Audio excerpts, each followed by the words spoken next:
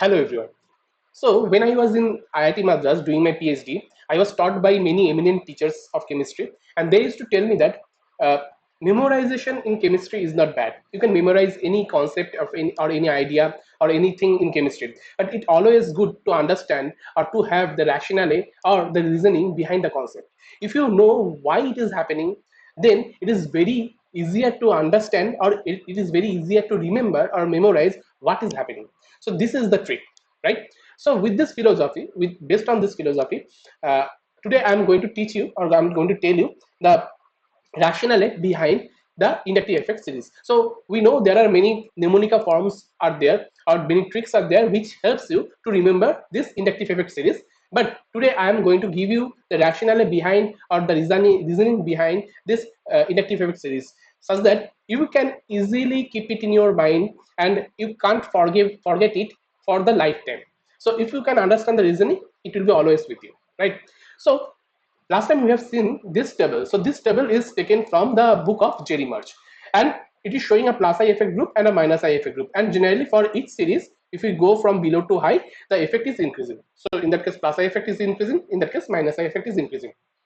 So today I'm going to explain it, and also, as in some cases the idea will be already with you, means you already know the things why it is happening, but many cases you will see I am going to explain some paradox of chemistry, some counterintuitive, or the things what I can tell which is not usual.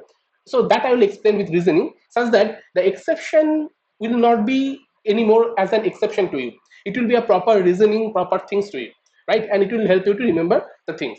So before going for the very details, in my last video what I told is that I just want to revise it very fast, is that if I have a system, and with this system a group is attached, and if I want to know the plus I or minus I effect of the group, okay, so I just don't know whether it is plus I effect or minus I effect of the group will show or not.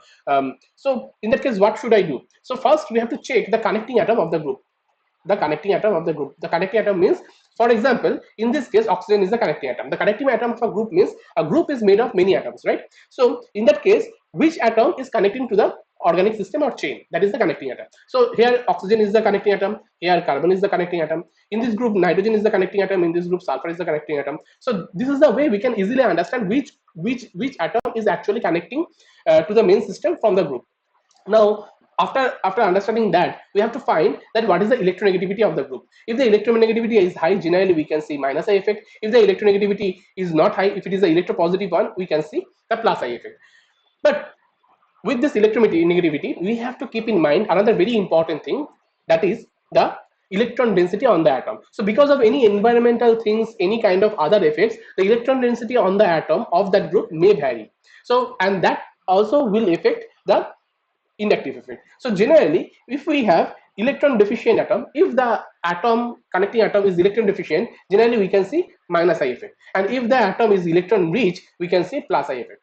And the last important thing, for the same two atoms, suppose we have two groups where both the cases carbon is the connecting atom, we have to see the hybridization. So in that case, in the hybridization, you have to check the S character. If S character is more, the group will, or that carbon atom will show more, exert more minus I effect. For example, if I have a carbon atom which is sp3 which is sp2 hybridized, suppose, and if I have a carbon atom which is sp hybridized, now in this case the S character is 50%, right? And in this case the S character is 33%, almost around. So in this case we can tell S character is high, so a sp hybridized carbon atom will always exert more minus I effect than a sp2 hybridized carbon atom. So with this few points keeping in our mind, we'll right now go to each series and we'll explain the things. At the end of the video, I'll be having some questions for you, and if you can answer the questions or think about the questions, then your conception is very clear right now. So first, the first series is the plus I effect series. Now the thing is, that question is that why O minus and CO minus is in the top of the group, and why is the order so? So right now we know why is the O minus and CO minus is the top, because this atom, connecting atom, is electron rich.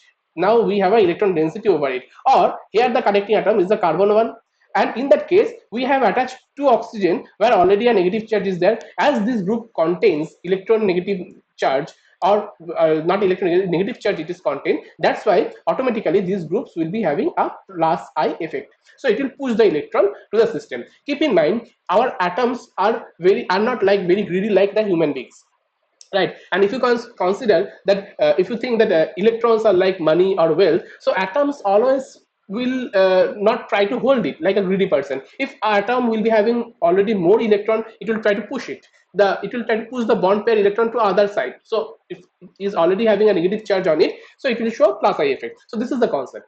As usual, with this explanation we can proceed like that, that if the atom will be electron deficient, suppose money is not there in that atom, for that atom, so it will try to attract the electron from the bond pair. So this is the minus I effect, it will show like that. So these things we have to keep in our mind. Now the question is that between O minus and CO minus, why O minus is having the higher minus I effect, right? So here O minus is having the higher minus I effect, sorry, plus I effect. This is because here the negative charge is concentrated. This is very important concept. When a negative charge is concentrated in the single atom, then that means that atom is already having a lot of money in a single form, liquid form. You can understand, think is like that, okay, the money is concentrated in a liquid form, cash form, so he can buy anything from the market. So you can donate easily the things, you can give the money to anyone easily. So this is the way, if you can consider, you can remember it, that when the negative charge is concentrated on a particular atom, the plus I effect is more. But in that case of carboxylate, now you see that first of all, this is attached with the carbon atom which doesn't have the the negative charge concentrated. It has a dispersed negative charge, delocalized negative charge, right? So that's the reason this plus I effect is little bit lesser than the plus I effect of O minus. You just keep it in mind, though oxygen is more electronegative than carbon, still this effect, that electron density effect, right now surpassing the effect of electronegativity. So that's the reason carboxylate is having less plus I effect than the O minus or oxide. Our second consideration should be that, you see, whenever we know very well that whenever we go for any alkyl groups, and when methyl groups or alkyl group will increase, generally plus I effect will increase. For example, here with the carbon 3 are alkyl groups are there, so this is the more plus I effect this will show. When only 2 alkyl group is there, this will show a little bit less. When only 1 alkyl group is there, this will show further less. And when actually this will be like CH3, I can tell. Yeah, this is like CH3, this is wrong. So when I'm having the CH3, then we'll be having, or CR3 will be having even lesser plus I effect. So why is it so? To understand this, actually we need to know about that why CH3 is showing plus I effect than hydrogen. Now between carbon and hydrogen, which one is more electronegative? Obviously carbon is more electronegative. So what is happening in case of CH3 group? From hydrogen, the electron of the bond pair is going and gathering on carbon. Now carbon is more electron dense, and we know the more the electron density, the more plus I effect. That's the reason if we replace a hydrogen with a CH3 group, again due to the electron density on the carbon, CH3 group will exert more plus I effect than hydrogen, right? So this is again, we can tell, if somebody is asking you, okay, hydrogen is more electronegative than carbon, sorry, carbon is more electronegative than hydrogen, then why, if we replace hydrogen with CH3 group, which is having the carbon as an connecting atom, then why CH3 group is exerting plus I effect, but carbon is more electronegative, right? But you can tell this answer, because CH3 group, though carbon and hydrogen have same electronegativity, and carbon is little bit more electronegative than hydrogen, but the electron density matters here. The CH3, in the CH3 group, carbon is pulling the electron pair towards it, the electron density of the carbon increase, and that's the reason CH3 group is exerting plus I effect, right? So this part is clear. Now another very tricky question, why deuterium is having plus I effect than hydrogen? You see, okay, so this is the wrong one, this will be CR3, not CH3, right? So you can rectify it. Now you see this trend, this small tiny trends is very important concept in chemistry. You have to understand why deuterium is having plus I effect than, more plus I effect than H.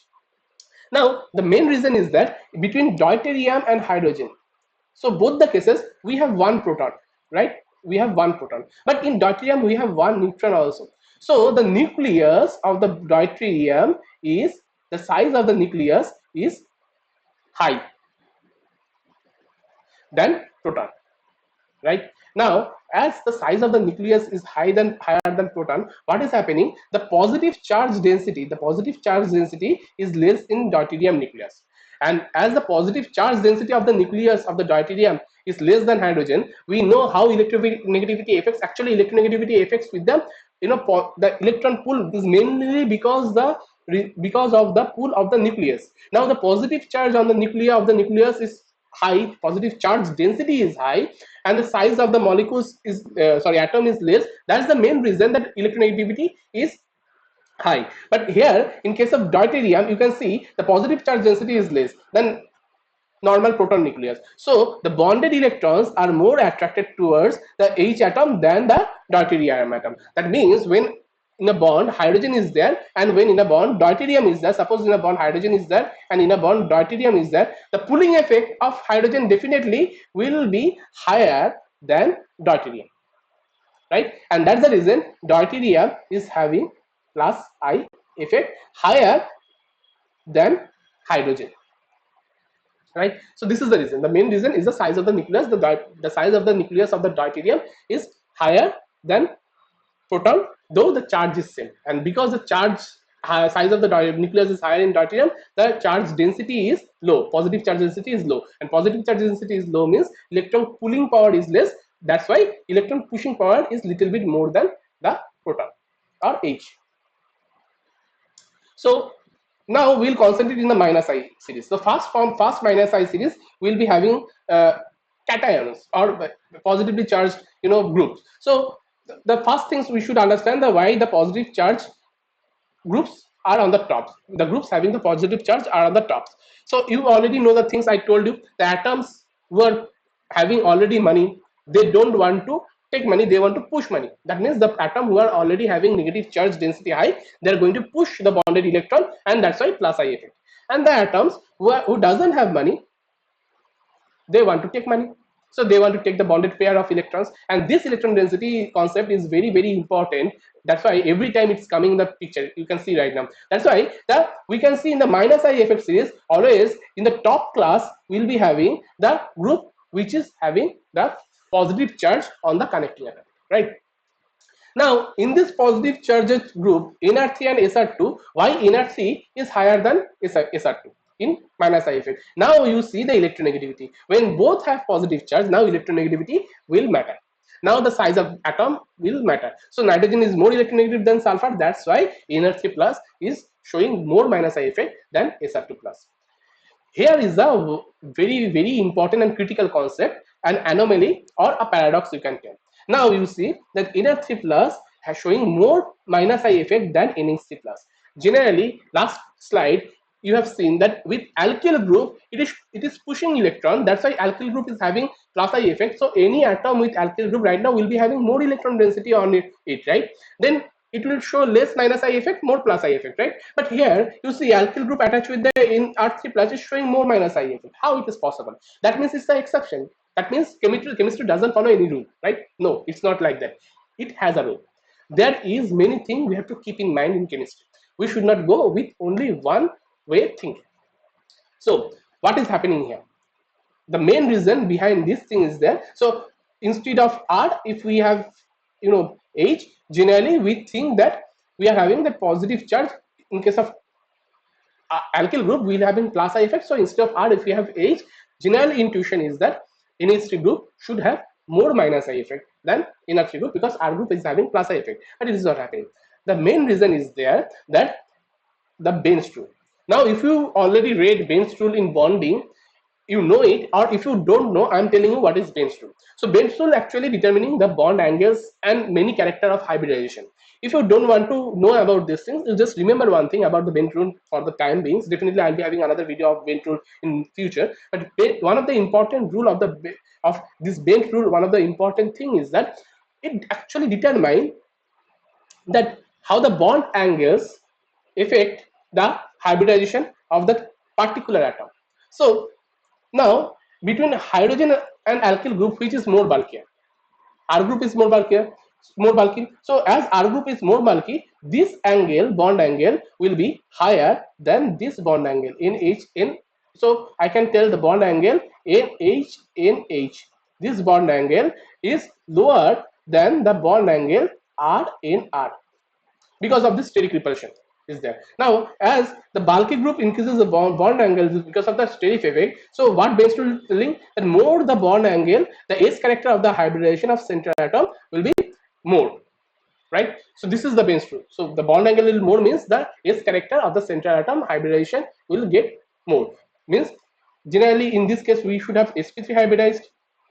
In this case also we should have sp3 hybridized, but here the S character is slightly high. So here the S character is slightly high, and that's the reason this nitrogen right now is little bit more electronegative. That's the reason, or it will show more minus I effect, and that's the reason NR3 plus is showing more minus I effect than the NH3 plus. So the main reason is here we have to explain with the Bent rule, and we have to know that alkyl group, though it has plus I effect and it is increasing the electron density on nitrogen, but there is another thing happening which we have to keep in mind, that is the bulky nature of the R group. It is increasing the bond angle, and S character of the nitrogen is increasing because of these things, and because of these things the minus I effect of that particular nitrogen is increasing. So this, for this effect, for this reason, it is showing the paradox or the fallacy or the counterintuitive things, but that is the reason behind it. We should remember it.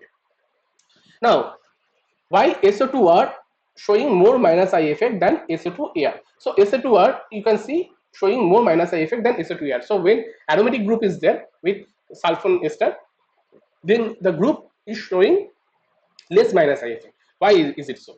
You see, in case of this is, I am showing you the structure of the resonance structure of the SO2R or SO2AR. So what is happening here actually, that this, because of these things, the sulfur is having a positive charge on it because of this resonating structure, because oxygen is pulling electron from pi electron from sulfur. Now because of this sulfur, because of this positive charge, actually what is happening is that the pulling effect is taking place, right?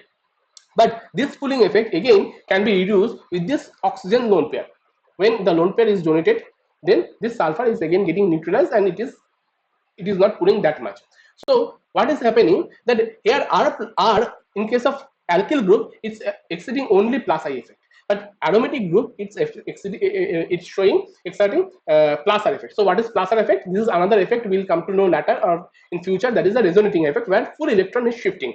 That means that is plus R effect is much more stronger than plus I effect, and that is neutralizing this sulfur positive charge in higher amount, in high intensity we can tell. And that's the reason, as positive charge density on AS reduced drastically when AR group or aromatic group is present, that's the reason that it will not exert much minus I effect as it will exert in case where only alkyl group with plus I effect present or attached with the oxygen. So I hope it is clear that why the effect of alkyl group and AR group here, showing different kind of influence on the inductive effect of the sulfurate ester group, right? So now we have the second series where carboxylic acids and the halogen groups are there. So first things, we'll having a question that why this COR is having more minus I effect than COH, right? COR is having more minus I effect than COH. So this explanation again will be having similar to the sulfonate one. You just think about this. So this is the carboxylate one, right? Now what is there? This oxygen is pulling, right? This oxygen is pulling electron towards it. The second important thing is that because of the pull, this carbon is showing partial positive charge, right? Now because of this partial positive charge, this minus I effect is there. As the carbon is electron deficient, it is showing minus I effect. But at the same time, so right now we have this lone pair of oxygen which is donatable, same like sulfonate ester, which is actually neutralizing this carbon positive charge, the partial positive charge on the carbon, and that's why the pulling power is reducing. So the carboxylate group is having pulling power because of the partial positive charge on the carbon, and that partial positive charge effect is reducing because of the attached another oxygen lone pair, another oxygen whose for that, and that oxygen's lone pair is donatable, and it is reducing the positive charge density on the carbon through the donation of the lone pair, and that is the main reason that we have to keep in mind. And now we can tell for in case of H and R which is having plus I effect. Obviously R is having plus I effect, so the plus I effect of the R group increases the lone pair donation of the oxygen. That means here is my neutralizing effect is this donation, right? This donation is my neutralizing effect where this lone pair is donated to the partially positively charged carbon, and the effect of the positive charge is getting reduced, and that effect is again enhanced or is increasing in presence of alkyl group, right? And that's the reason the lone pair donations of oxygen attached with alkyl group is high than the same oxygen attached with H group, and that's the reason that COOH is showing more minus I effect, where COR is showing less minus I effect, because the simple thing is that the alkyl group right now is helping to neutralizing the partially positively charged carbon, and the minus I effect of the carboxylic acid or carboxylate group itself is because of the partially positive charge generated on the carbon, right? So it is clear to you, I hope so. Now, why the minus I effect of the halogens are shown, means why it is like fluorine, chlorine, bromine, iodine. So it is a simple answer, is the electronegativity. The electronegativity of the particular in a series, in a periodic table, it is actually, if you go from top to bottom, the electronegativity decreases, or bottom to top, the electronegativity increases. As the electronegativity is more and the minus I effect is more also for the electronegativity, so minus I effect is directly proportional to the electronegativity. So if you go to below to up for any series, the minus I effect will increase. So this is a simple one. Okay, here the last slide. Now here something is foreign, you have to think about these questions. So first of all, why OR exerts more minus I effect than COR? That means with ketone and oxygen attached ether, and it is ketone attached, so this minus I effect is less, this minus I effect is more. So it is very easy, the oxygen is more electronegative. Why OR exerts more minus I effect than SH? Again, like oxygen is more electronegative than sulfur, that's why OR is higher and SH is higher here. So OR is higher than SH in the series. Now the third one, why SH shows the minus I effect more than SR? Why SH shows the minus I effect more than SR? It is again the plus I effect of the R group increases the electron density of the S, and that's the reason the effect decreases it decreases the electron withdrawing capability of the sulfur atom, and that's the reason SH, where alkyl group is not attached, in that case sulfur is pulling more electron. But when SR is attached to that particular system, in that case, as R group is having plus I effect, so in that case that sulfur which is attached with the alkyl group is pulling less electron, right? Now here is an important concept, that why SH group and OH group, in these things, why SH group exerts more minus I effect than OH group. Now you can ask me, sulfur and oxygen, which is more electronegative? Oxygen is more electronegative. Then why OH is not exerting more minus I effect than SH? So here is again a fallacy, a paradox, which we need to understand very, very clearly. It is very interesting. So actually, this thiol and OH group are so polar that they are almost exist like not delta minus delta plus. It's like almost like negative charge is on the sulfur or oxygen. Now, as in that case, this effect is more, so the atoms are already electron rich. Now the question is that in which case the electron density can be reduced with some effect. Now, in case of sulfur, there is a 3d orbital, right? Vacant 3d orbital. So it will disperse the negative charged electron on the sulfur, the 3d orbital, and that's the reason what is happening, that sulfur right now the negative charge is dispersed, but in oxygen it is concentrated, and that's the reason that SH group is having more minus I effect than the OH group. So as I write here, you can see SH and OH are highly polarized bond and acidic in nature. Here electron density over sulfur oxygen atom are high, and that factor overcome the electronegativity factor. This is important. The electronegativity factor is right now overcoming here with the electron density concept. That's what I told you in the very first slide, that you have to keep it in mind. That's a very important thing on this. And that's the reason in sulfur the electron density is dispersed, and in oxygen electron density is concentrated, and that's the reason though sulfur is more electronegativity, but in particular case here the bonding concept is completely different. Now SH is staying as completely plus and minus state. In that case, we need to consider how that negative charge, what that particular atom is gaining because of this high polarity of the bond, that negative charge is dispersing or reducing through the effect of vacant d orbital. So there are last two questions that you have to think in your home. Why OR showing more minus I effect than OH, and SR showing less minus I effect than SH? So OR is showing more minus I effect than OH, right? That we explained in the Bent rule. But SR is showing more minus I effect than showing less minus I effect than SH. So these two things you have to tell. But in one case, alkyl group is not helping Actually, in one case, alkyl group is helping reducing the minus I effect because of the plus I effect of the alkyl group. In other case, it is not. So I will give you the hint. So remember that NR3 plus and NH3 plus, what it happened? It's the Benz rule. Remember, for that OH and OR case, the Benz rule should be the case in mind, and the sulfur size and oxygen size you keep in mind, because sulfur is more size, so here more space is there. So how much Benz rule will affect the sulfur case and how much Benz rule will affect in oxygen case, that you have to keep in mind, and you have to think about the answer of these questions.